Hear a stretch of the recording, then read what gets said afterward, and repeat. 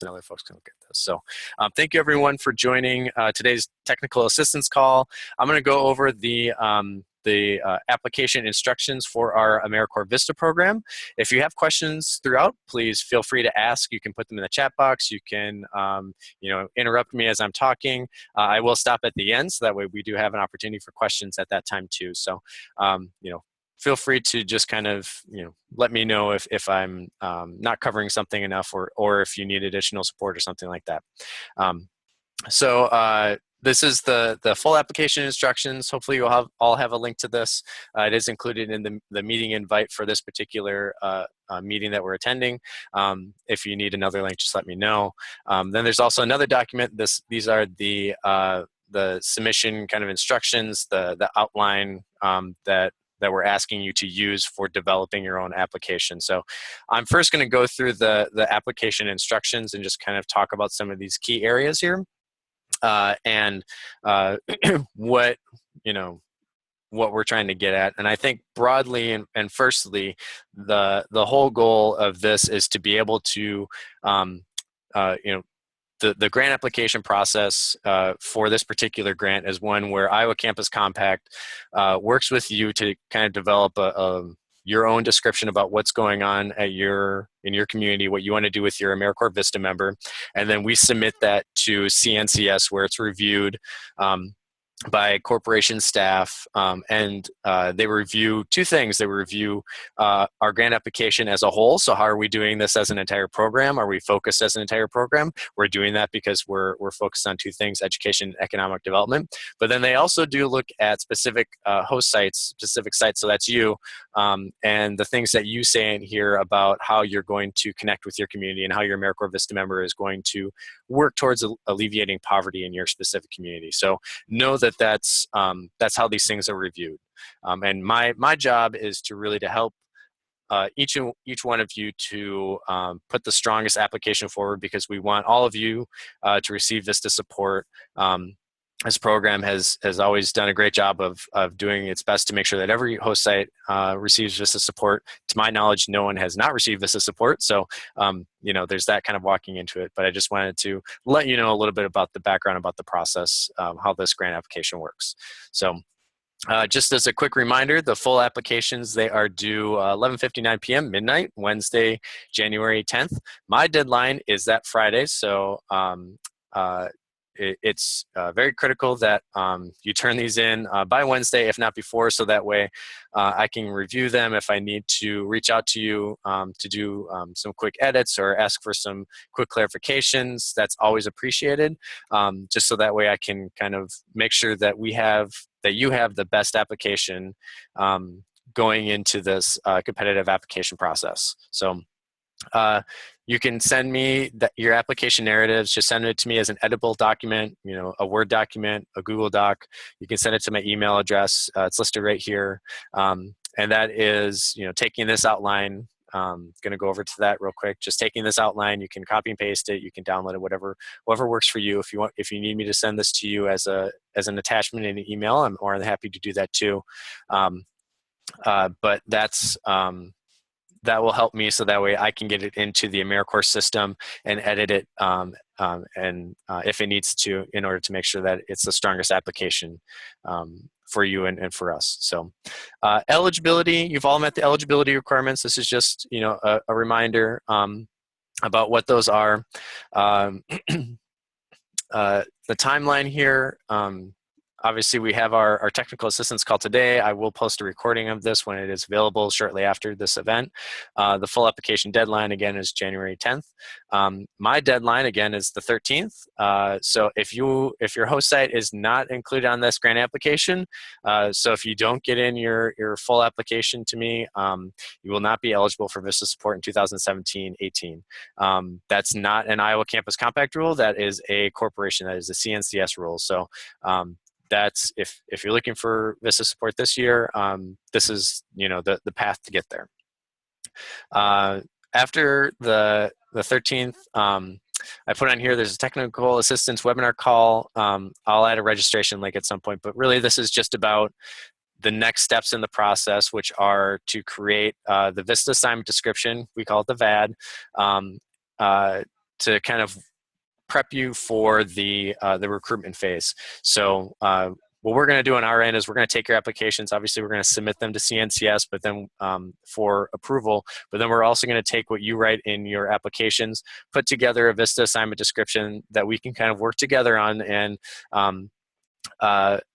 come up with a final product that we can then submit to CNCS as quickly as possible, get out as quickly as possible for recruitment purposes, so that way we can give you as much time as possible to recruit for your AmeriCorps Vista position. So that's one thing that this program has always done really well, is that we like to start recruitment.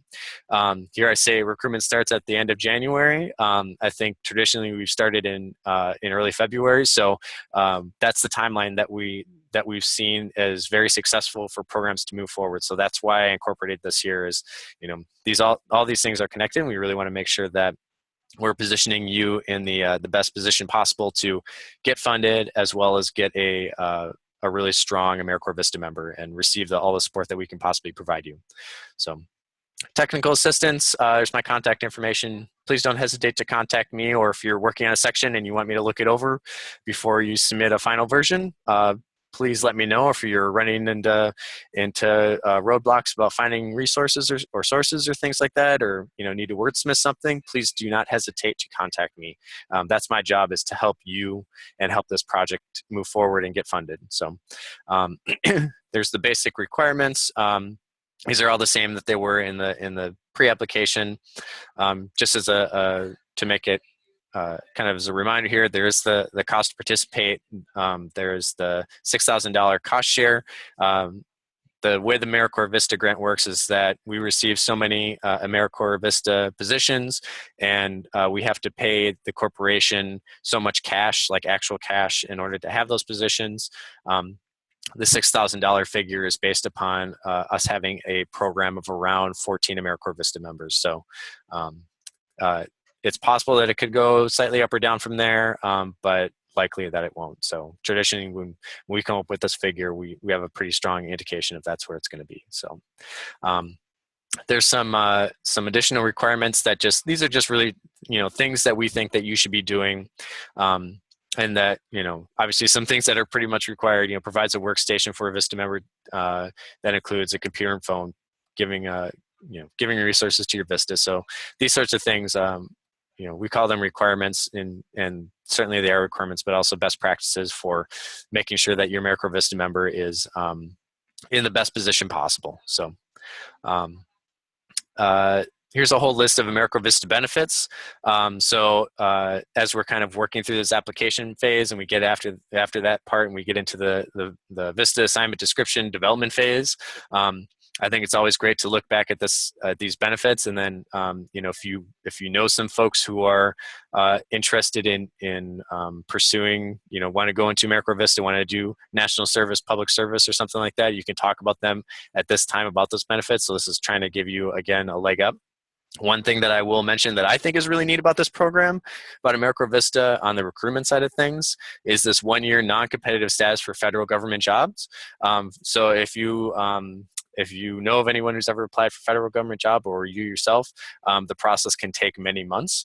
As an AmeriCorps Vista member, they have non-competitive status, which basically means it can take maybe about half the time, maybe about a month or two, for them to move through a job application process, which is can be really appealing, one side to the AmeriCorps Vista member, but perhaps more so on the side of the on the hiring manager. They can look at a candidate who might be a strong candidate, or perhaps they're not quite as strong, but they can get them in place 3 or 5 months in advance. To me, that's a really strong case for this program. So just wanted to throw that out there. Also, individuals can delay this non-competitive status if they're pursuing a degree, if they're getting like a master's degree or completing their bachelor's or something like that. So going to kind of scroll down here and just really dive into the application information. So this first part right here, this is just kind of who you are, where you're from. These are all things that that are required in our application that we have to submit to the corporation. So that's why I'm asking them. So just kind of, if it's pretty straightforward there. The needs section, this is a narrative section, and this is what the corporation is really asking us for to report about your specific site. And the most important thing I think that you should do in here is read these. Read each of these questions fully, understand them, and make sure that you're answering them fully and complete. When I switch over, I'm going to switch over to the application. This is kind of that application outline. In the needs section, I've broken it down here for you in that way, so that way you're making sure that you're answering all those specific concerns and questions that the corporation has about the need in your community. I also have provided just some kind of guidance around how much words, I guess sentences is what I use here. Really, in my opinion, it's kind of time and effort of what you should be spending in these areas, because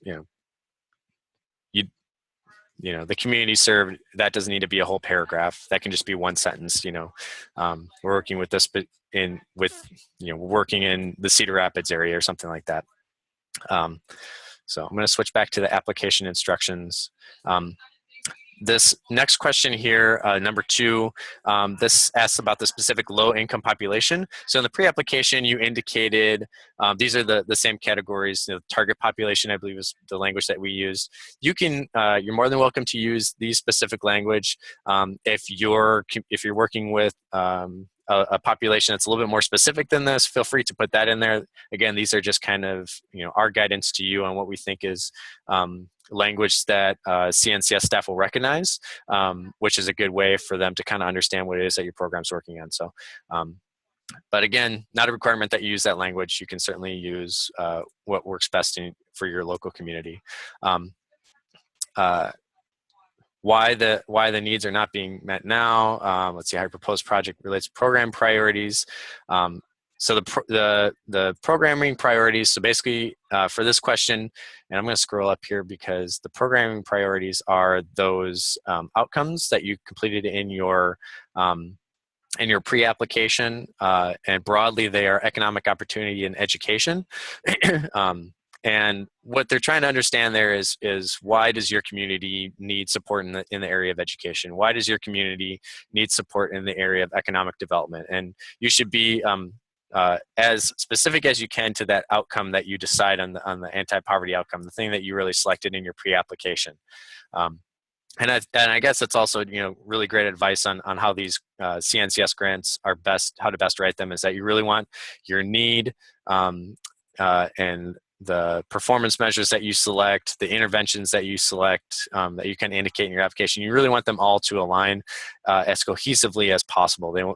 That's the thing I think the corporation looks for most when they look at grant proposals, is how cohesive are they, and how well do they line up. And really what they're looking for, in my opinion, is they want to know that you have a plan going into this year with your AmeriCorps Vista member. Certainly there is opportunities to adjust that plan as things go on. You might identify a new need throughout the year that you want to address, and you want to have your Vista member doing new activities or something like that, and that's perfectly fine. But when it comes into the grant writing side of things, really what they want to know is that you've looked around in your community, you've done a little bit of research, and you've invested some time into putting together a plan. So that's really what we're trying to get at here. So this next section, a summary of how your project will ultimately strengthen the community. This is for those of you who have applied for Vista in the past. This is kind of a new section where really what we're talking about here are interventions. So this is your plan. This is how you're going to address meeting that community need. And I put a little bit of guidance in here. This comes from the AmeriCorps state side of things, where they talk about evidence-informed versus evidence-based. This is, again, this is guidance to hopefully kind of help you think about different types of interventions and how you can kind of prove your case that these are that your intervention is working, or you think that it will work in your community. So Evidence-based, I think that's the easiest one. That's really where you're kind of replicating what someone else is doing. So this program over here works with K-12 students doing mentoring, and we know that as a result of that particular intervention of mentoring K-12 students, it's worked to help those students obtain better academic standing. So, my Vista member is going to do the same exact thing. So that's evidence-based. You're saying their intervention works, and I'm just going to basically replicate it. Evidence-informed is where perhaps you see a program that's working with a different age group of students, or in a slightly, maybe they're mentoring adults, but you see that it works for academic achievement or something like that. It's not directly replicating it, but you're basing assumptions. You're creating assumptions based upon their results and saying, I bet that would work here too. And then you're adding some citations around that. So I think in my experience, the intervention section, depending on where your organization is, can be a little bit more difficult. One thing I'm going to do in this section is I'm going to add a resource section to the application instructions to just a bunch of clearinghouses that have resources available, so like studies and that sort of thing that you can draw from to craft these sections. So just wanted to make sure that you understand, the need for the interventions, where it's coming from, and the reason why it's a little bit new, perhaps. So the project management section, this is really just kind of asking about, how are you going to supervise your member or members? How are you going to get the community involved in understanding their needs and kind of developing the project throughout the year? And then also, how are you collaborating with other CNCS programs that might be ICAP, MLK Day of Service, RSVP, Senior Companions, Foster Care, etc. If you're not planning on doing that, that's perfectly fine. This isn't something that really weighs heavily. I think the corporation is really just more interested in knowing how these things are, how these programs are working together, which, again, in my opinion, is pretty forward thinking on their end, because typically they think of these things as separate programs that don't necessarily collaborate together. So the Vista assignment section, we asked you to submit kind of a rough outline of things that you think that your Vista member will be doing in your pre-application. I would suggest that you start with that when you're crafting this section. And really, this is just kind of the beginnings of what the if you were to write a strong purpose section with some specific objectives and activities attached to it for your Vista member, what would that look like in 2 paragraphs? And that's really what CNCS is trying to get at here.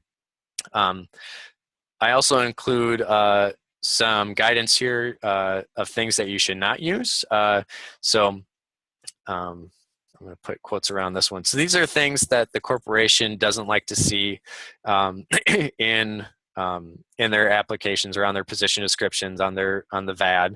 Other duties as assigned, that's something that's very commonplace in any workplace, but for Vista members, that's not something that they want to see on there. I guess one thing I'll mention on that is, again, as I discussed earlier, you certainly can change Vista member activities throughout the year and that sort of thing. So I think if you're thinking of, well, I don't know if this project is going to necessarily go in this way and I want to put in other duties that's assigned, don't put that in there, but just realize that you can always update that position description, that Vista assignment description later on. And that's kind of the expectation. Other kind of verboten words would be work or job. This is service. This is national service. The corporation views it as national service. They don't view it as work. So that's why we ask that you don't use work or job in there, because then they think, there's a lot of assumptions that kind of come out of CNCS staff, unfortunately, when it comes to if you're using the words work or job. Assist. We ask, if you're going to use the word assist, if you find yourself using that word, kind of break out the specific tasks and then write those, in that kind of narrative form. If you're using the word manage, again, just take a moment to describe what those specific responsibilities would be. And then same with supervise, just kind of describe what those specific responsibilities would be. There's kind of a thing with all AmeriCorps or position descriptions, Vista assignment descriptions, is that they want you to be specific, but not too specific. And that's what we're trying to kind of help you out with this section. Again, I'm going to go over to the kind of the outline here. We tell you 7 to 10 sentences, about 2 paragraphs. So, that'll hopefully give you a good idea of what, of what we're asking for in there. If you are I use the term public organizations. That comes from the CNCS grant application. Nonprofits, basically folks who are not higher ed. One thing that we want to know from you, this is an Iowa Campus Compact requirement, is that we want to know how your proposed Vista member or members will partner with an Iowa Campus Compact member institution in this narrative. That can take a variety of avenues. I think most commonly what we look at here is the Vista member who's serving at your nonprofit is going to the local college or university that's an Iowa Campus Compact member and trying to find service learning courses to partner with for specific needs that your organization might have. They might also be recruiting students for longer service opportunities, whether it's something on that kind of internship-y type of level, or maybe something that isn't an internship but just kind of an ongoing volunteer opportunity. Or perhaps they're partnering and you're partnering and trying to find opportunities to educate students on that campus about your organization, what it is that you do. So those are kind of common things that we see. That doesn't mean that that's all that your Vista member is doing, but we do want that to be a part of their service. That's really the purpose of Iowa Campus Compact, is to help to bridge that gap between higher ed and the community, and to make sure that higher ed is meeting its public purpose. And we feel that AmeriCorps Vista members is trying to connect with colleges and universities in your area is a way that they can do that. So that can take I think if you have questions about that, if you're not already doing something like that and you're like, where do I start? Please contact me and I can help to kind of facilitate some of those conversations, and I can connect you with some folks in your area and we can look at what that might look like. Or perhaps you're already doing something like this and you just want to kind of enhance those efforts. That's something that the AmeriCorps Vista member can do as well. So just kind of keep that in mind. Justin, can I ask a question? Yeah. So we're partnering. So what we're proposing is a partnership with one of our community partners. Mm-hmm. In this section, should we also, the Vista would be working with a community partner on this project, right? Okay. So in that, in this section, should we also say what other partnerships the college has with that organization along the same lines of what a public organization would have to share? Excuse me. No, I don't think. Yeah. Because the Vista will most likely, I would think, would most likely also be working with some of those projects because it overlaps in what they'd be assigned to do. Okay. And I think, so first of all, would they be placed there at Grinnell? Like there's office space at Grinnell and that's where they would be doing the bulk of their service, do you think? The partner would want the office space there. At the partner organization? Mm-hmm. Okay. Yeah, then I would talk about that in that way. Okay. So, yep. So then I would do that. Okay. Thanks for the question. That was a great one. And also, I think that points to the kind of flexibility of this program. So one of the great assets of AmeriCorps Vista is just the flexibility of it. The next section is all about performance measures. And one thing that I think is absolutely imperative here is that, and we asked you to do this in your pre-application with the anti-poverty goals, but is to only select one capacity building goal. And you need to have an output, and you also need to have an outcome for capacity building. So one capacity building output, one capacity building outcome, and then one anti-poverty output and one anti-poverty outcome. AmeriCorps will allow you to select more. In my experience, though, they actually don't want you to do that because they want to know that you're a focused program. Certainly your AmeriCorps Vista member may be doing other things outside of supporting those specific performance measures. That's quite honestly to be expected, and I think most AmeriCorps programs do that, but really want to be focused on for your application and what your AmeriCorps Vista member will be doing to build capacity in one specific anti-poverty area. It's best that you just have one of each sort of thing. So in here I have some background information on capacity building goals. One thing I don't have in here right now are the specific capacity building goals. I do link to them in here, but I'll write that all in here so that way it's a little bit easier to digest. National Service has a great little module online, but I think just having it all in one spot will probably be easiest on everyone. So, so let me just scroll down here over onto the kind of outline here. So again, performance measure goals. The first thing we're asking you to do is to select one capacity building goal. Select only one of these. You can create your own. I would suggest look at the ones that already exist before you create your own. And there's a lot of opportunity in each one of those. So hopefully you can use one of the existing ones. And really all you have to do is just kind of select it. You don't have to dive in and provide a narrative around it either. So for that particular section. The next thing that we're asking you to do is select some service activities. And there's a nice little table here where you can look at what the service activity is, just what a general description might be, and then what examples of Vista activities might look like in that area. Certainly, this is not exhaustive, nor is this a requirement that your Vista member be doing these specific things. Again, these are just kind of guidance on the areas of capacity building that your AmeriCorps Vista member can be working on. So take a look at those and kind of see, based upon the need that you had described and the interventions that you had described, and you're thinking about, well, how do I build capacity in that area? Which one of these kind of capacity activities? I encourage you again to only select one to have a strong application. Which one of these service activities under capacity building works best for you. So it might be that doing a community assessment works well, and that's what you want your AmeriCorps Vista member to work on. It could be what's a pretty common one are expanding or strengthening partnerships or networks. So really trying to work with other organizations and that sort of thing. That one's pretty popular, as is outreach, participant recruitment. So thinking about recruiting volunteers or outreach with other organizations. So you do have the option to create your own.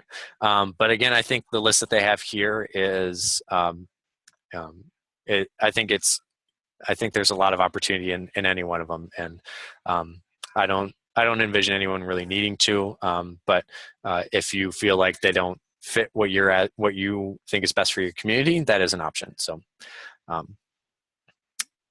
again, I talked about the next section is capacity building outputs and outcomes. I talked about how I'm going to put the list of them on here. This is the link right here for all of the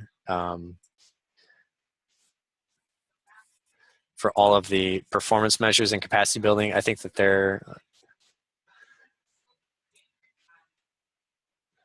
module does a pretty good job. So the thing keeps on. So if you open up that link right there, this will bring you to the AmeriCorps Vista website, and you can just click on this capacity building and leverage button right here. And these are all the performance measures, and I will put these into the grant application, so it's hopefully a little bit more digestible. But then you can also click on each one of these to get things like definitions and that sort of thing. And really, you just need to select one output and then one outcome. And I will get to work on that. They do align with to the kind of service activities that I described before. So like there's one around volunteer recruitment and management. There's an output and outcome around that. I think when it comes to these capacity building things, take a look at it and see what you think first, based upon your project. But sometimes a conversation is really helpful to think about what are the capacity building outputs and outcomes that work best with your community need and the intervention that you're thinking of. So, again, really focus on developing those needs and intervention sections, and then we'll work on the performance measures. There's enough opportunity in there that I think we can find one for everybody's project, but just kind of keep that in mind, as keep that in mind, that I'm a resource to help you out with selecting those, to give you a strong application. And I'll also mention that you certainly can amend your project as we get closer to recruiting and placing someone. That is, this isn't the absolute final say on these things. It's just that this is probably the best time to really think about these things kind of clear-headedly about what is the things that you want to measure. So there also are, kind of moving on, now we have anti-poverty focus areas. So they are, again, it's either education or economic opportunity. So you can either write education or economic opportunity on the actual application. Your focus area objective, that is this kind of subsection down here, whether it's education, or I'm not education, but K-12 educational success, or aligned K-12 educational success, those sorts of, that's the kind of the focus area. And then we ask you to select the output. Again, we ask you to only select one output. We also ask you to only select one outcome. So these are all the outputs and outcomes here. I have them grouped here by each of those focus areas, so that way you can kind of take a look and see which works best for you. You can also create your own output and outcome. If you're planning on doing that, I think, take a look at what's available here. We did ask you to select an outcome in your pre-application. If you don't remember what that is, let me know and I can certainly get that information to you. But take a look at that one first, and then select an output that works with that. So I think if you want to create your own output or outcome, my advice is that look at the ones that already exist, and if measuring that one seems a little bit daunting for whatever reason, we can kind of tweak that, and then that's when you create your own output or outcome. So I think that makes the most sense, because then you have a little bit more compelling of a case to the corporation to say, we want to measure things in this way, but we just don't have the capacity, or we don't we don't feel like we can get the best data by measuring in this specific way. But if we focus it in this way, which is pretty close to it, then we can have a better measurement. So again, if you have questions about that, please feel free to reach out, and I'm here to help you and to consult you through those things. Here are all the economic opportunity, performance measures, and outputs and outcomes that are available that we're focusing on for our grant. And then lastly, we ask you to enter data collection information. And I think this is probably best understood if I just walk over to the application outline here. And really what we're asking is for intervention narrative.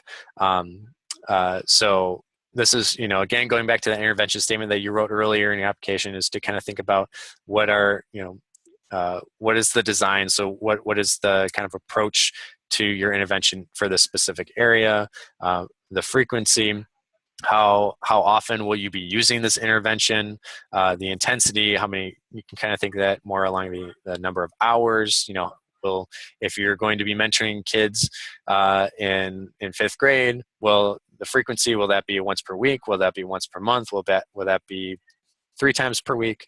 The intensity, will that be, we have a 1 hour session with each kid or group of kids, or will you have, a 5-hour session or something like that? That's, it's really numeric in that way, and certainly you can, adjust things as you move on, but that's what they're really asking for in the grant application. Data collection method, just want to understand, how you envision, maybe you already have something in place, or maybe you would need to create something. I think most often for data collection method, it's, keeping a list and counting. I think that's what you're going to find for a lot of these things is you have sign-up sheets, or you just have a list, or maybe you have, if you're doing like recruited volunteers, you have a volunteer recruitment management system. You can just say, that's what we use. Instrument description, again, that's just kind of describing a little bit about what it is that checklist or that list collects. And then target number, this is your goal for that specific output or outcome. So take a good, strong look at that. And think about what is realistic for your AmeriCorps Vista member to accomplish. So if you don't have historic data, you can base it on maybe if there's information from the intervention that you can take from other programs or studies or something like that. And you can think about, this program said that they were able to work with 50 students over the course of their program year. Well, and they had, and we feel like based upon the schools that we're working with, we would be able to do maybe about 30. So, just take a moment to kind of think about what that might look like when you're putting those numbers together. And same thing on the outcomes in both the anti-poverty and the capacity building areas. So, so that's the kind of the application instructions in a nutshell.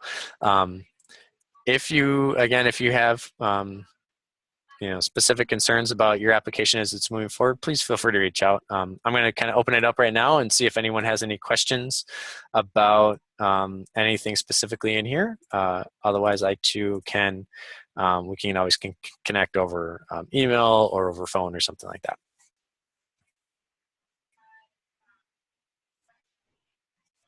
Justin, this is Jessica over at the library. And one question I had was on placement dates. If we are approved for a Vista member, what is their term of service, beginning and end? Yeah, I don't have anything official or confirmed, but this year we had June, July, and August start dates. Okay. My hope is that we can have everyone start on the same date, which would be in July. I don't know what that specific date is. I know that Vista has, it's all tied to their training dates that they have. So I would have to look at those specific training dates. But it would be like middle of July. Okay, thank you. Yeah, you're welcome. The other question I have is this through ICBS, it was always a 1-year grant. Yep. It appears this is a 3-year grant cycle. Yeah, we're on a 3-year grant cycle, and I guess how Iowa Campus Compact works is, you certainly apply for that year one, but what we want to be able to do is we want to be able to support you through the 3 years of your AmeriCorps Vista project. You might feel that after 1 year all the capacity has been built, and that's great, and then you might decide we don't need Vista anymore. We've had host sites do that in the past, but in our experience, I think as we look at nonprofits that we work with, 3 years is sometimes not enough time to build capacity in these areas. Yeah. So we want to be able to provide you with as much support as possible. Okay, so when we're writing for outputs, outcomes, what our activities are going to be, are we looking at our first year in this? Yes. If we are looking at a 3-year plan? Yep. You're just looking at that first year, and each subsequent year, you would submit an updated VAD, which might have different performance measurement numbers, and hopefully will describe, member activities, Vista member activities in a slightly different way, just kind of thinking as you build capacity in those areas. So, maybe you fully develop a program, or, you've already reached out with one organization, you have volunteers going to one organization, and then you want to kind of partner with another one. So, Okay, excellent. My third question is, so, like you said, our Vista actually has done several different projects because of just the calendar year and the way that works in our programming. And summer, one of our biggest opportunities, obviously, with our summer reading and learning programs. So what we kind of struggle with that from the outputs and outcome measurements is when we talk about the number of kids that participate in our summer reading program, we're talking in the thousands. Okay. But when we talk about, so that's kind of the outputs. But when we look at the outcomes, who we can actually survey, who we can actually demonstrate that they have that improved academic engagement, we're looking at a very small subset of that group, because some of the kids, I mean, they participate from home. They never actually come into the library to do a reading program. Yeah. So if we were to put in our application, you know, we're planning on reaching 3,000 kids, we're going to show outcomes for 120 that we actually see weekly, on-site, et cetera. Is that a deterrent for them funding our program, or is that just a realistic thing that we would put in the narrative as why that number would be different? I think there's two things in there, and this is more of kind of a philosophy of the corporation more than anything. Is one, obviously explaining why that difference occurs. So that's one thing that they're going to want to know, and how they kind of evaluate your specific application. But then two, they are most concerned with quality programs. They're not concerned with, you know, having programs that just have gigantic numbers. So, you know, describing that, I think in your case it would be beneficial when you talk about that outcome and that low outcome intervention, and describing it as, you know, these are students who receive more intensive support, which I think, to me, it's kind of what it's sounding like. So, you know, they're actually coming into the library. They're receiving one-on-one support from a staff member, from the Vista member, whatever that might be. Right. And describing it in that way, I think better details what it is that your program is doing, and truly the depth of intervention that you have. Which is possible because of a Vista for us, which is yes, yep, kind of what makes it a beautiful project for a Vista. Yeah. Terrific. Thank you, Justin. Yeah, not a problem.